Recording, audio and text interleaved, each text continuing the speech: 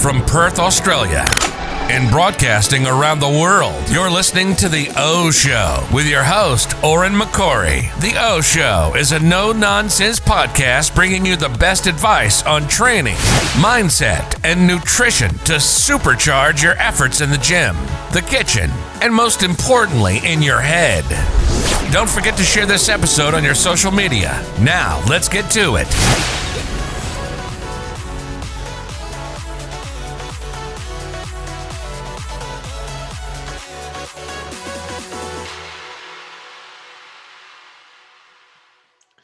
Good morning, good afternoon, good evening, guys, wherever you are in the world. Welcome to today's episode of The O Show. I am your host, Oren McCorry.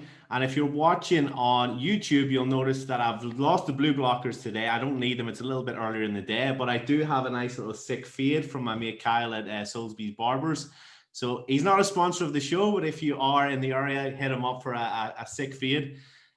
Today we've got on a requested guest, which doesn't happen very often. Normally what I like to do is pick people who I think have relevant knowledge, which of course he does have. But whenever somebody says, you should get this person on because of this, that's when I start to pay attention. So I instantly messaged our guest today, who is Will Warren-Davey, who is the CEO of Primabolics, who are a massively growing Aussie supplement company.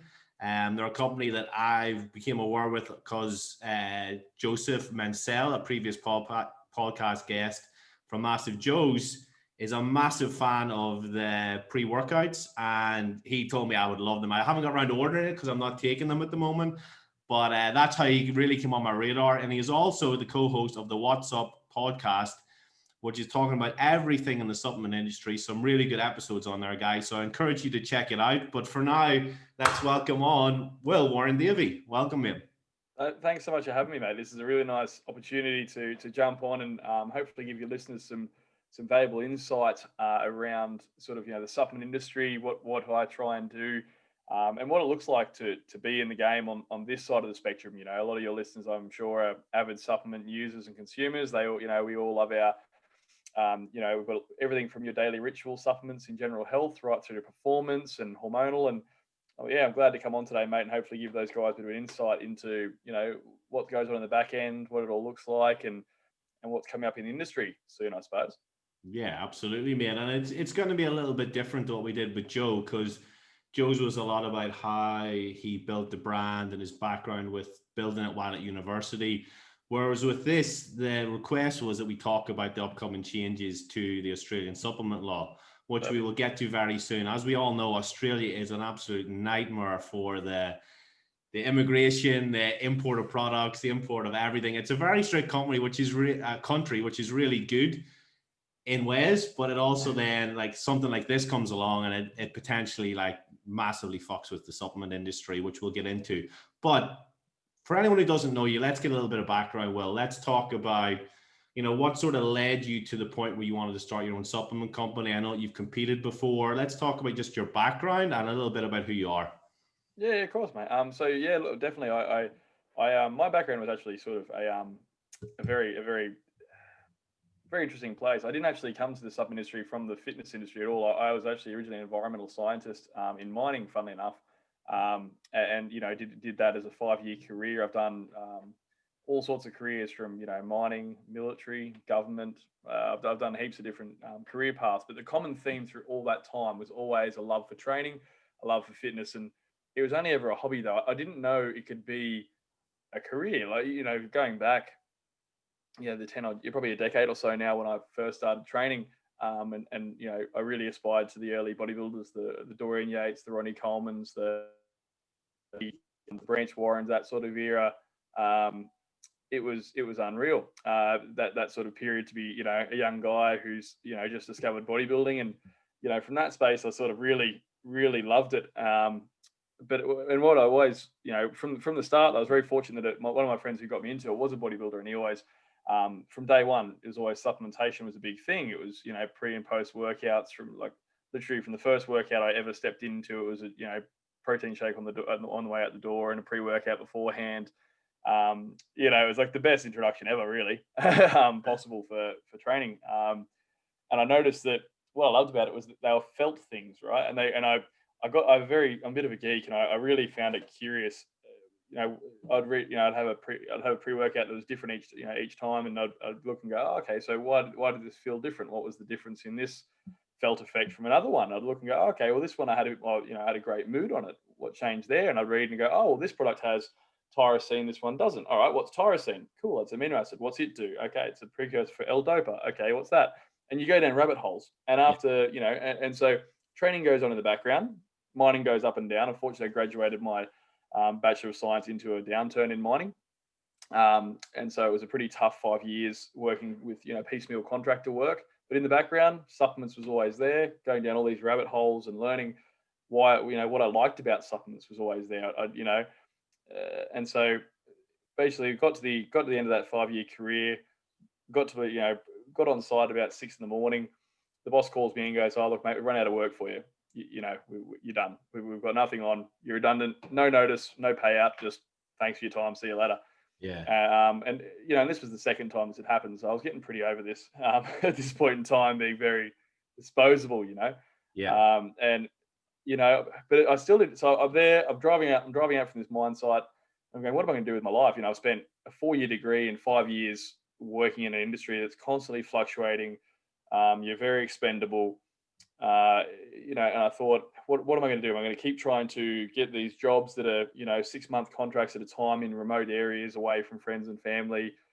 Like these were all across Western New South Wales, the really remote jobs that no one else would do were the only ones I could sort of get as a graduate.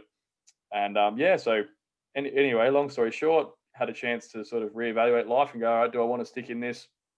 Or do I want to try something new? And then a nutrition warehouse, fun enough, actually opened up in my hometown around here in Newcastle. And I thought, well, this sounds interesting. I've got some mixed experience. I reckon I could put together a pretty decent resume and probably bluff my way into an interview here.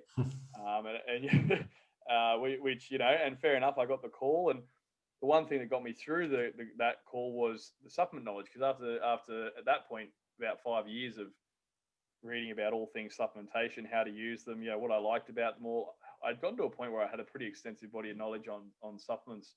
And in a period of time where there wasn't a great deal of that in the region, I suppose there's a lot of big companies with big marketing budgets dominating the supplement industry, but not a lot of look into what goes in the formulas. Okay. So we're at a point where I've gone, okay, cool. I reckon I could fluke this. So and it turns out I did fluke it. I bluffed my way through. Got myself the manager role there as well. Wow. Funnily enough, and I actually interviewed my old boss, Grant Mayer, who owns Nutrition Warehouse now, the biggest supplement chain in Australia. I interviewed him on my podcast a few weeks ago, and it was quite funny, like a full circle moment. He'd only hired me 2 years ago, 3 years ago. So it was a real sort of, small world moment. But fast forward, that store there, I got hooked. Essentially, I was thoroughly hooked in it. And but what I found it funny is, a lot of people think if you've only stumbled across Primabolics now, you might think, oh, we're a giant company. It's always been this way, but it's always been, I ran out of the bedroom in my house until only probably 18 months ago. It was hand delivering every order to stores all around New South Wales. I still do that to my local retailers. And it literally started with me formulating products because there was just nothing on the market that was good quality. Like, you'd pull up pre-workouts from 5 years ago, and everything was microdosed and over marketed.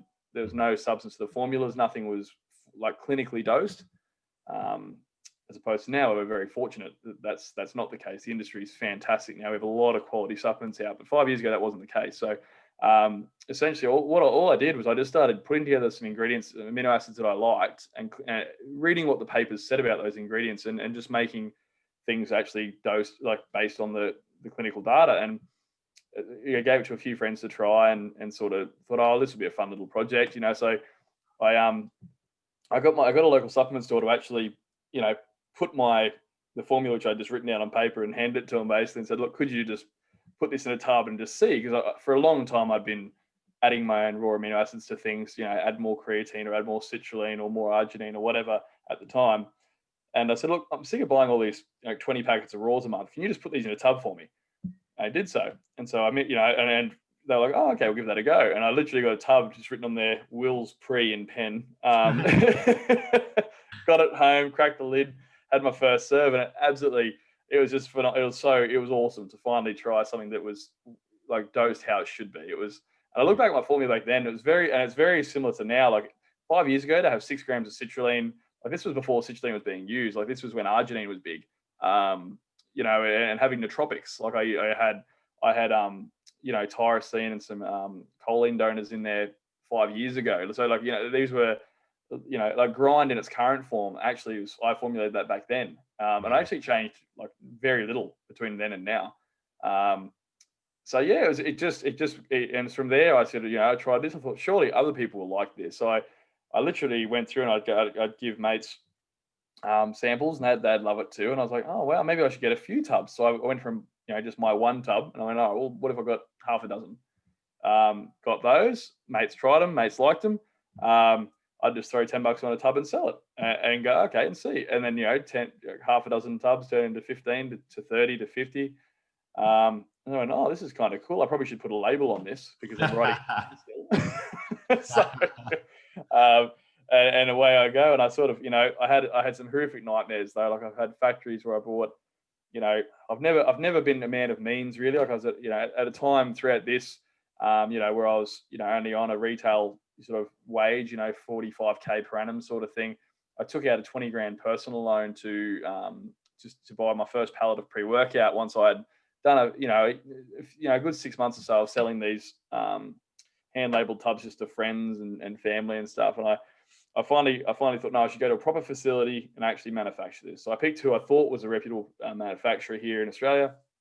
I went through the process, got it all quoted, produced, got the first tub in my hand, and I was stoked. Problem was it clumped. It went rock hard. Oh shit. Because unfortunately they were cowboys and they didn't know how to stabilize things. So I literally had to burn 20 grand. I only paid off that personal loan last year. And and at that point I had to really look hard at the brand and go, okay, it's been just so far a very small scale project till now. It's been, growing it from, sell one tub, buy 1.2 tubs and just keep going from there, Yeah. Then it clumps and I'm going, oh God, look, that loan was me taking a big risk. Well, that was half my annual salary at the time in a loan.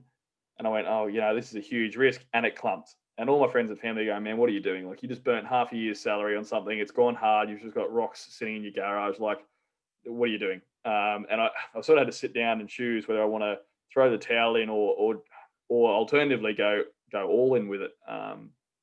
And I inevitably went the other way and actually upscaled that significantly. And I guess it's just been all relationship based since then. It's always been, get formulas first, find someone who, approach like-minded individuals who appreciate quality, try and collaborate with them and work with them.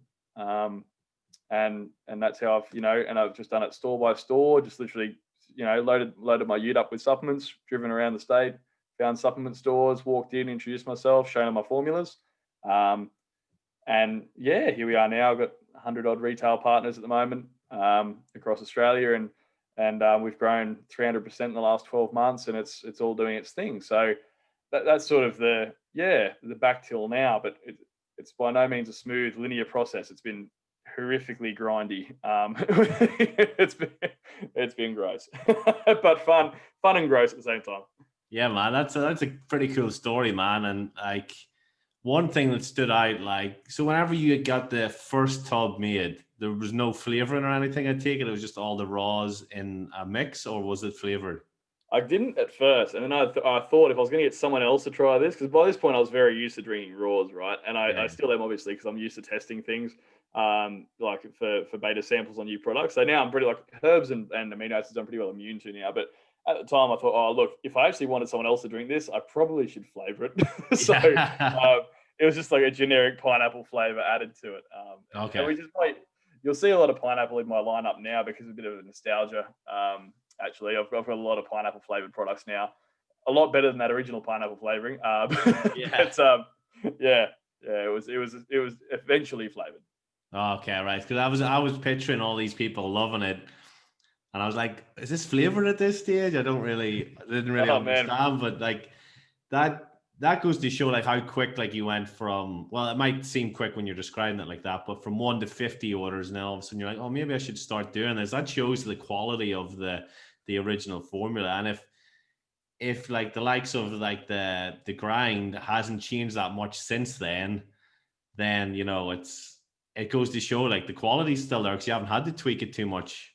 But not at all. Not until recently, where it's going to unfortunately be by force, where I have to reformulate it. But until then, it's sort of, it doesn't have to be something always that fancy, or gimmicky. Like the amino acids do their work, and if you have them at the right dosages, as per studies, it's the product will do remarkable things. Like it's and that product has since been called the best non-stimulant pre-workout in Australia by several people now. And yeah, look, it's just there's nothing fancy about it. Like, they're just straight amino acids. It's just synergies and spending a lot of time reading. But yeah. Unfortunately now, though, we're going to have to do some tweaks. I guess segueing to what you mentioned at the very start of the podcast. Yeah, absolutely. So let's I've obviously listened to your podcast that you've done at the time to break down what was going on. I think it was the week after you guys released that, which was a killer episode.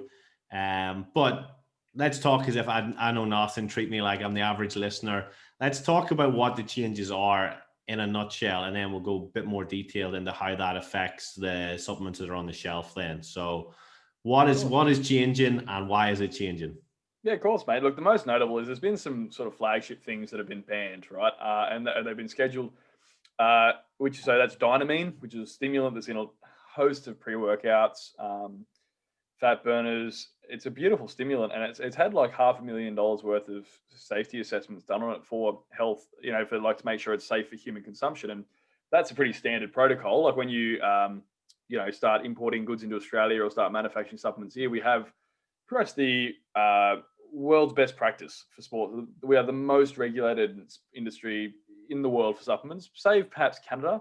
Canada is very rigid too, but we are very regulated. So things for us to, until something is proven safe, it is not approved. So nothing is technically approved until it's been intentionally put forward under review for health and safety assessments, which had happened independently. The company who made Dynamine actually had done human health safety assessments on it previously, and it was safe to something like 100 times the dose that we use it currently in most pre-workout products. So it's an incredibly safe product, but unfortunately it had been sort of under the spotlight for quite some time in response to unfortunately a young man passing away last year due to another stimulant, straight caffeine powder, which in itself isn't legal to source, as a side note.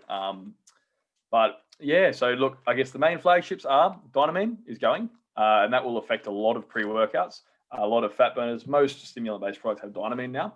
And also a lot of terminology and claims will change. So for example, if you look at, so if we look at on a tub, it'll say things like enhanced focus, increased fat loss or enhanced muscle pumps. We can't say anything pertaining to performance, endurance, anything that will imply or directly say that we're going to make you train harder, longer, burn more fat, change cognition, enhance mental performance. Essentially, we can't say anything anymore because that implies that it would be under a different coding. So, it's sort of an unusual combination now where we not only can't say a great deal of things anymore, we also can't use quite a lot of ingredients. And apart from Dynamine, the other thing is we got put under WADA, so the World Anti-Doping Association, who typically regulate things like the Olympics. And they're, as the name implies, anti-doping. They're pro-hormones, PEDs, anabolics. They're sort of around for the heavy hitting stuff. Yeah. We also got thrown under there. So there's also some ingredients that got thrown under the bus there. For example, laxogenin's getting looked at as a pro-hormone under the light of WADA, where it wasn't an issue before under TGA. So there's a bit of a changing of sort of the landscape. What ingredients will fall under what legislation and what that means for formulators, whether it's in a capsulated good or a powder, and we're seeing some pretty rapid changes. Where it's sort of become tricky is that the time frame is very, very minimal. So if you're looking at the typical length to manufacture a product can be months. It can be up to 6 months, but from inception of the idea right through to beta sampling, formulation, label design, sourcing jars, like raw material sourcing. It takes months and months. They gave us about 6 weeks notice. Wow. Yeah, so they came in and said, okay, these are the changes. We're going to make you basically have to haul everything off the shelves in 6 weeks. Come back to us with a complete, basically a different game plan altogether in that short time frame. And in manufacturing, 6 weeks is just a blink of the eye. It's a very short time span. With capsulated goods, we've been lucky. They've given us more time. So they've given us up to 3 years to schedule capsules, but powdered goods right now, in which is the bulk of the supplement industry, is 30th of November. So another sort of week and a half. Yeah. And am I right in thinking that supplements in capsule form are kind of like banned now, where they're kind of classified as medicines, or did I pick that up wrong? Yeah, no, so that's right. So you've got encapsulated products are now going to be, and look, it comes down to a little bit as well as what the claims are on the tub. So if I say Primal Test will boost testosterone, or it will lower estrogen, or will balance, will lower cortisol, or will lower stress, those are what we can consider therapeutic claims, and that puts it into a very different category. That puts it into the therapeutic goods and medicine sort of scope. Which is what they're trying to do, which is fair enough. It's sort of, the industry is trying to, I guess, undo a lot of the gray area that currently exists. So right now you've got one of about 3 different banners. You've got therapeutic goods and medicines over here. You've got supplementary sports foods, so actual foods, and then you've got caffeinated beverages. So they're the 3 sort of broad areas that we tend to dabble in, somewhere around those 3. The problem is no one of those was specifically ever made for sports supplements. Sports supplements is a very young industry, and it's very rapidly changing. And the legislation sometimes takes years to change, and ingredients change every 6 months. We get new and improved ingredients and formulas and things come and go literally month to month. So it's sort of never really fully covered it properly, I suppose. We've always had to have a bit of interpretation, a bit of poetic license in how things are done. So where they've come in with capsulated goods saying they're going to be medicines, and also a lot of these claims are no longer to be made, what they're trying to do is clear up a lot of that gray area stuff. They're going to say, all right, if you're going to say something will modify a hormone and it's in a capsule, well, that's a therapeutic. That's a medicine. Alternatively, if you've got a sports food, if you've got something that's a caffeinated beverage like a pre-workout or a fat burner, you can't call that as food, because it's a heavily caffeinated stimulant-based product. This isn't a source of nutrition, so it's not a food. So you can't call it that. If it's a food, it can't have caffeine. If it's caffeinated, it won't have food. So they're basically just trying to clear the playing field, I believe, and get things to be a lot more clarified. So it's caused a huge amount of sort of scrambling to try and thoroughly understand the legislation and where we fit now under the new guidances. But what it's going to mean for consumers is that, one, we're going to be able to publish a lot less information on products. If you go onto my website, you've got pages of information on each product. I've got 20, 30 articles on there as well, in just general information around supplementation and nutrition. I've got on each product is a full A4 page describing every vitamin, mineral, botanical in there, and how it'll work, how it'll help. I'm going to have to remove that, unfortunately, because I'm making claims around what the products will do, and that will put into a different categorization, which is no longer compliant. So it's going to remove a lot of information that the consumer currently has access to quite freely, and which could potentially lead to a pretty dangerous little rabbit hole, whereby consumers no longer understand. They're going to pick up these tubs, and it's not even allowed to say pre-workout anymore, or it's not allowed to say fat burner anymore, because those imply things, right?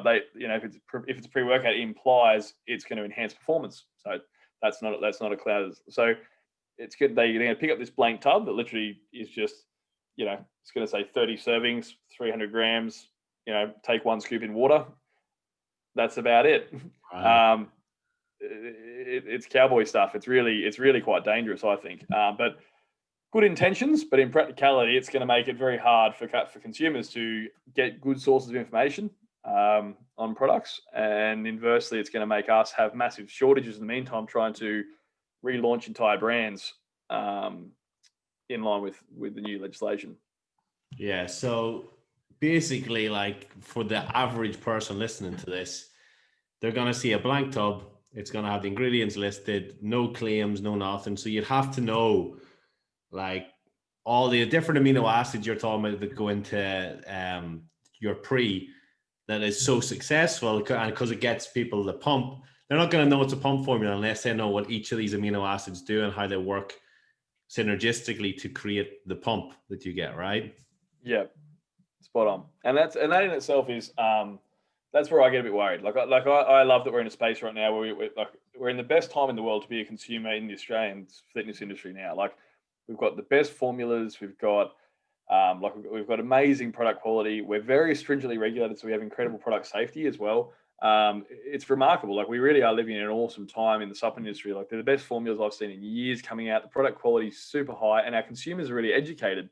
So they are really, searching for these for these formulas. Whereas it's always been my job to educate people. For the last half a decade of running Primabolics, it's always been educating consumers. Hey, this is why you want these higher dosages of these particular herbs, or and now it's more of a case of the consumers come to you and they go, oh, you've got these higher dosages, we want your product is higher quality, I want yours. And so we're in this really great place. I just get concerned that by removing a lot of the information that's now freely available, it's going to mean that people like your listeners are not going to have very clear cut information at all on how to use a product, what to expect, unless they're all going to become gurus in their own time, on actual supplements themselves. So it's an interesting time for both manufacturers and consumers. Really, it's going to cause a bit of a grey area for a while until everyone figures out what that's going to look like, marketing products without being able to say what they do.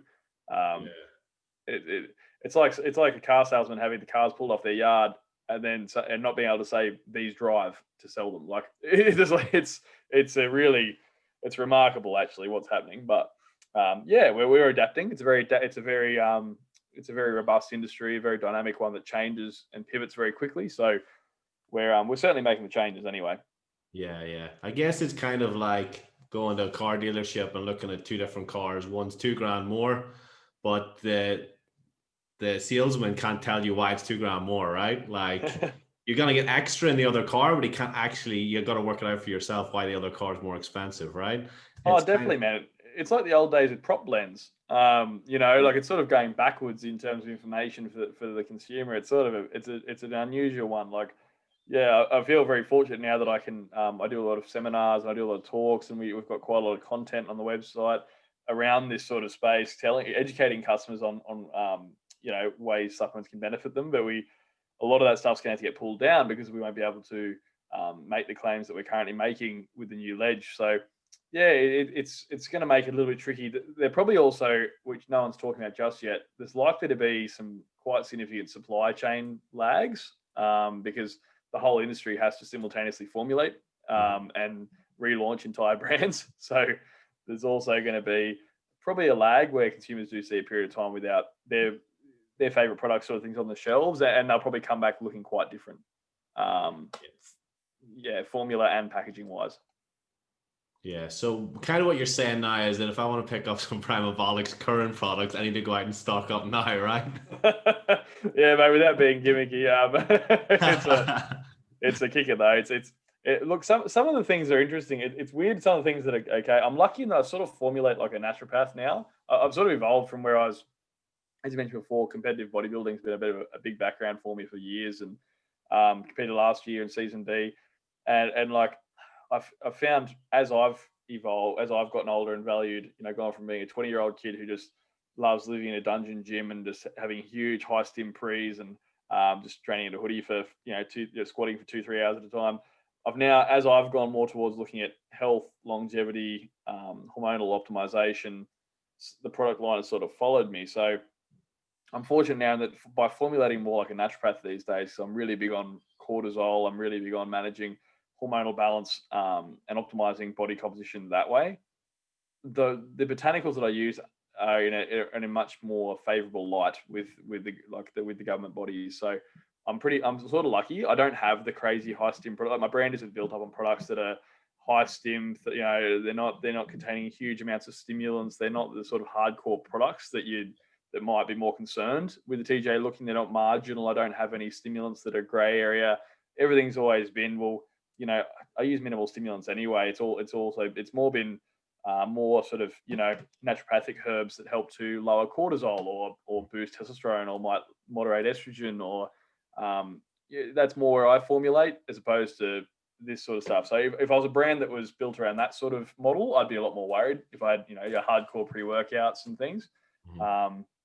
But yeah, so it's we've all got our own space, and I'm lucky in that a lot of the botanicals that I play with are okay. But yeah, it's sort of just where you sit in the market definitely dictates how we're going to ride the storm. But yeah, it's interesting. So what are the products that are essentially needing reformulated by yourselves? Because obviously you deal with like whey proteins a lot as well. So like those are good, they're food products, right? Yep, gotcha. So what all needs formulated again by you, just to give people an example of a company needing to go and change this now? How many products be affected by this? Yeah, literally all of them, except for the raws. So straight creatine, glutamine, carnitine. So Mhm. my straight amino acids, they're fine because you Yep. can't change them. And but even the protein, for example, I had a multivitamin complex in my protein. The dosage that I would want to have most of the vitamins at is, which, for example, the B vitamins, you might want to have, they go down to, basically, I'm just going to say non-effective doses, like pointless doses of each thing. Let's pick L-carnitine. An effective dose, sort of a daily dose you'd want of L-carnitine, which is a nice amino acid which helps to transport fat into the mitochondria of a cell to be burned. So basically, things that help with burning fat. L-carnitine is a very popular amino acid that you'd probably want to have 1 to 2 grams in a serve of. If you put it in a food, you can only have 32 milligrams. Okay. So a 300th of a gram. So, when you look at 30th of a gram. So when you look at some of those things, I've had to reformulate the proteins to change some of the multivitamins, take out some of the herbs as well. It's really hit hard in the pre-workouts as well, like grind, for example, because unfortunately citrulline malate, which is like just the bedrock of every product, it's an amino acid which helps to stimulate nitric oxide. So it gives you pumps. It's a really good pump ingredient, right? It's unfortunately, like I said at the start, if something hasn't been put forward to be reviewed as compliant, it isn't compliant. So until it gets ticked as it's safe, it's assumed unsafe. So unfortunately, citrulline is going to be gone. So that means I've got a pump formula with no pump. So I've had to pivot very quickly and come up with some very creative ways to stimulate nitric oxide through different ways. Mm-hmm. Same with endurance. Betaine. Betaine is a beautiful amino acid. In studies, it showed to increase power output by up to 25% in 4 weeks. Like, it's a great amino acid, really, really good for producing power output. And it's now been banned too. So problem with that is I had to come up with some quick ingredients that will help with muscular power and endurance as well in a very short time span. So grind will come back looking very different, which is the same for warfare ripped, which also has citrulline malate and betaine. Metabolize, for example, is now so basically every product that I make will come back in a very modified version, and reclassification too. So it's actually impacted literally everything, even things like what they said in the initial statement, proteins are a food and so they're going to be considered okay. You've still got to revise what's allowable in a food. So it's there's not going to be many products on the shelves that are unaffected. Like, there's really not many. Even if the products themselves are unaffected in a formulation standpoint, the things that we say on the label will have to go. So at the very least case, it'll be a relabeling of everything. Very worst case, it'll be reformulate, relabel, remanufacture, and that all takes months. Yeah. So that's sort of a snapshot of how it'll play out, of how it sort of impacts manufacturers. Yeah, it seems nearly like what they done with cigarettes a few years ago, right? Where you can't have the cigarettes as branded, and they all come just in plain boxes. So you can't. There's no difference in brands. Well, that's what they did in the UK. I presume they've done that here. I don't know. I don't smoke over here, obviously, but they've done that in the UK, where just instead of having a branded box with fancy colors that draw your eye, everything just comes in plain white. It seems like nearly they're going down that route where it's like they just want to make it boring, right? Like no claims, no real information on how it can help you. It just seems like a massive step back. And something you mentioned earlier, buddy, was the proprietary blends.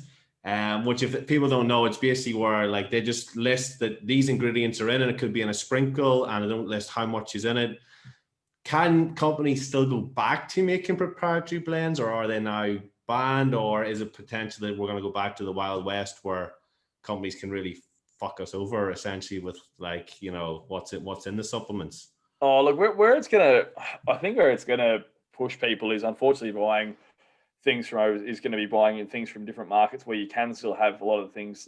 Like for example, like the US market still has, like the FDA is so much looser than the TGA. So I think what will happen is it might not mean that we have cowboys here, but I think people will buy from cowboys elsewhere because they can get, you know, the hardcore things they might like. They might be able to get certain products that they, you know, like, I mean, citrulline and betaine, they were sort of some, you know, really, really impactful things in the industry that we got pulled. So I think the proprietary blend space, I mean, technically that was never actually allowed in the first place. And, you know, but there is a space in the industry, I think, for protecting intellectual property as well. You know, like a lot of people who formulate take years to learn how much, you know, learn all the intricacies of formulas and how to formulate. So I can understand why in the early days some of them did it to protect their intellectual property. But look, it's going to be complete disclosure of things. So to give you an example of how far it has to be, things like my amino acid, my intra-war product, so my intra-workout product,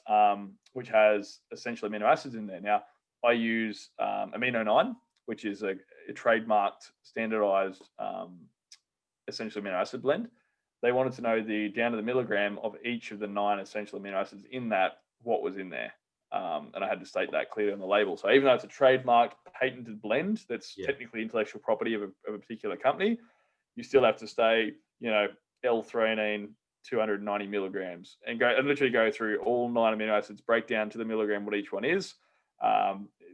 It's going to be a very thorough. I mean, if anything, the customer's going to be very, very well educated on what's in there on the nutritional panel. Unfortunately, they just have to now read what it does for themselves because we can't tell you. Wow, it's definitely, there's a lot of changes coming up, man. So it's crazy because like you know that Australia's quite hard on things like drugs, right? Like very, very good on their drug policy, and that you clearly know what's banned and what's not. Like it's not like America where there's one state that, you know, has marijuana you can buy in a corner store, another state where somebody's going to jail for sending it, right? Australia's very clear cut on like drugs and different things. But like to think that the supplement industry would go through such scrutiny, like more so, like currently we're better than America with the current guidelines without all this shit anyway. And they're just gonna like clamp down even further. Is there anything that can be done about this, or is the government gonna step in? There was before, mate. We actually, when they first looked at it, they had the Save Aussie Supplements movement, and like before this actually went live, you know, I was on, I tried to sort of, I got interviewed for the Sydney Morning Herald for the Today Show. Like I've tried to really get the message out there. On top of that, we had 14,000 signatures submitted under the Save Aussie Sups movement at the start of the year, which was people who traditionally were actually competitors in the market. They were actually, you know, fierce competitors came together and actually said, okay, this is going to affect all of us. We need to do something about it. Sat down, got petitions from people, from, you know, store owners, from consumers, from people, you know, gym owners, like all people in the fitness industry. Got them to actually, you know, sign a petition saying, look, this is going to really impact our business. It's going to destroy employment. It's going to make it very, you know, we're going to lose, you know, millions in revenue, and it's a $1.1 billion industry. So, you know, the taxable revenue on that is in the hundreds of millions. So, you know, they try to put it from a fiscal standpoint as well. Go, look, guys, this is going to cost just huge. You know, you're going to lose revenue as the government through taxes. You're going to lose employment. We're going to, and particularly in 2020, a year that's, you know, if anything, it should be trying to stimulate the economy. Not, you know, not try and shut the industry down. So it's been a very, really sort of definitely contested but we came to it with the attitude of we wanted to form a body with Save Aussie Sups where it was, we could be a voice for the industry and go and talk, sit down with them and go, look, we agree. We love that we have an industry that's very regulated. We know that we want to have the safest, you know, world-class supplements for consumers to have access to. You know, here's a framework of what it might look like to tighten up some regulations. Here's some sensible things we can do. You know, and as opposed to sort of the knee jerk we saw where we had a young man die from having an unrelated stimulant to Dynamine. As a knee jerk, they've gone, oh, this young man died from a stimulant. Let's find other stimulants that are popular right now. Dynamine, cool, ban it. A more constructive process would have been sit down with us, actually have a chat with the industry, and we'll talk about what it might look like too. Just like what Tony's going through right now with the gyms in Victoria, trying to just talk to the health department and in the government, trying to go with COVID restrictions easing, trying to put down a framework for those guys, what that would look like actually consulting with the gyms. Same thing with the supplement industry. No one spoke to us about this. We were just handed the legislation. They acknowledged that we put in 14,000 signatures and said thank you, and didn't change the documents at all. Nothing was taken on board or changed. We weren't asked or consulted. It was a very, very unanimous sort of decision. Yeah, wow.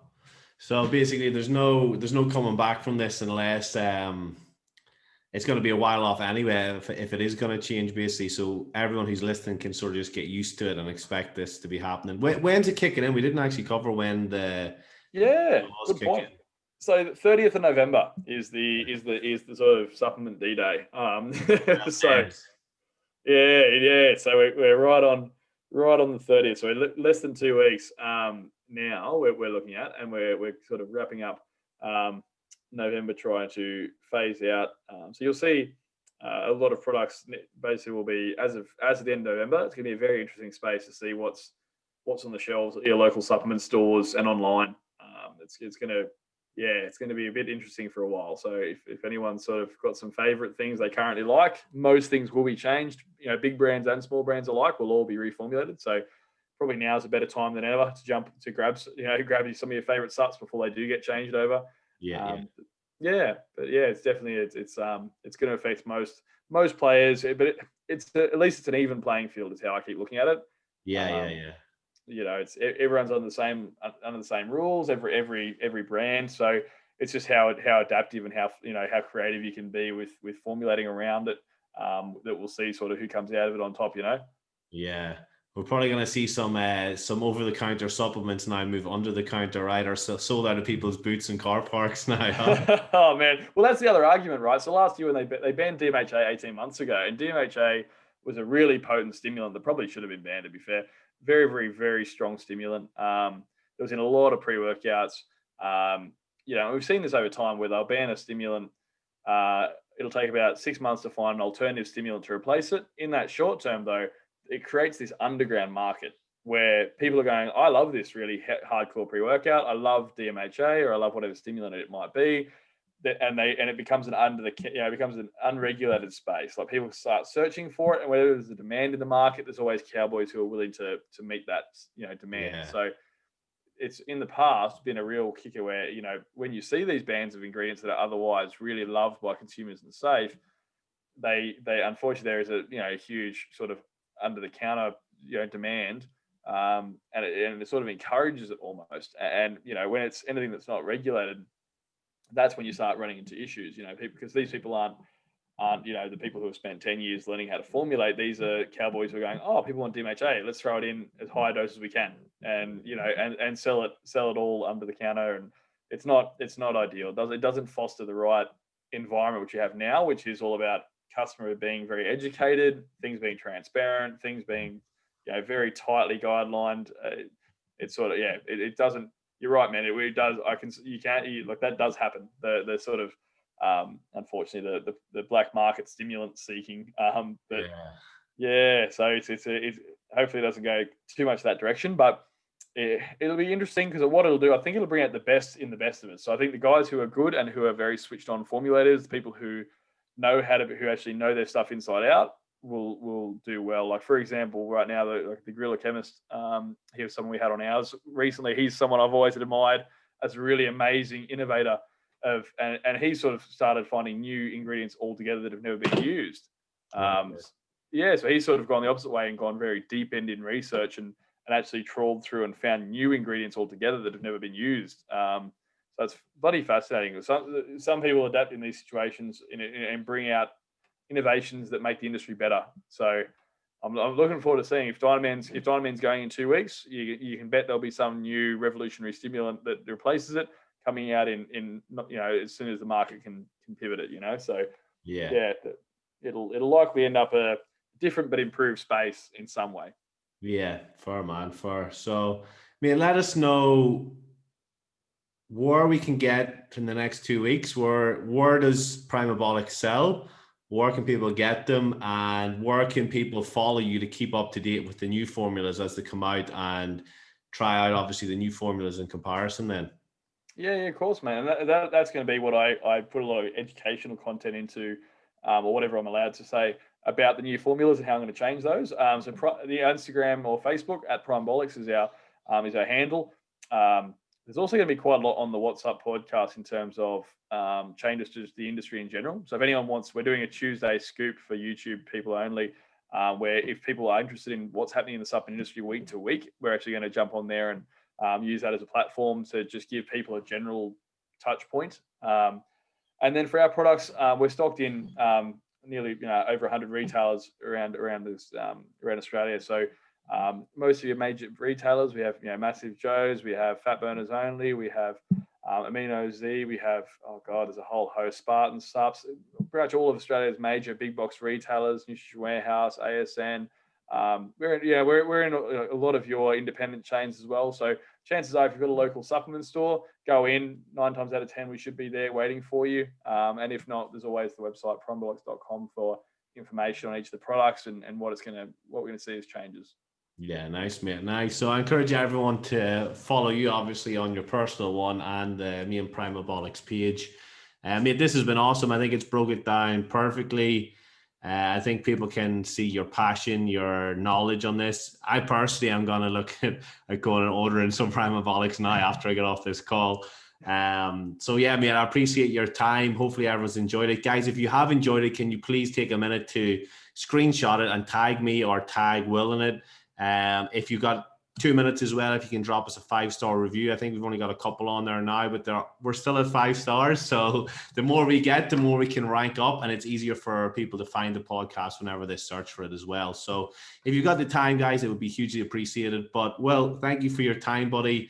I'm going to let you run on. It's 4 o'clock on a Wednesday. I'm sure you've got plenty to do for your evening ahead. So, yeah, man, thank you for your time. And we'll maybe get you on in the next couple of months and see how the transition into the new phase has been and if there's any new updates. Yeah, we'd love to come on for a part 2, mate. We can hopefully we can all sit down and have a laugh at it in a few months' time and see how the dust has settled. Thanks for having me on, mate, and best of luck with the podcast here. And I look forward to touching base again in a few months. Absolutely, buddy. Speak soon. Thank you. Pleasure. See you, mate. Thanks for listening to The O Show with your host, Oren McCory. If you liked this episode, then please subscribe to the podcast wherever you're listening and share this on your social media. We'll see you on the next episode for more no-nonsense advice to help you supercharge your efforts in the gym, in the kitchen, and most importantly, in your head. See you then.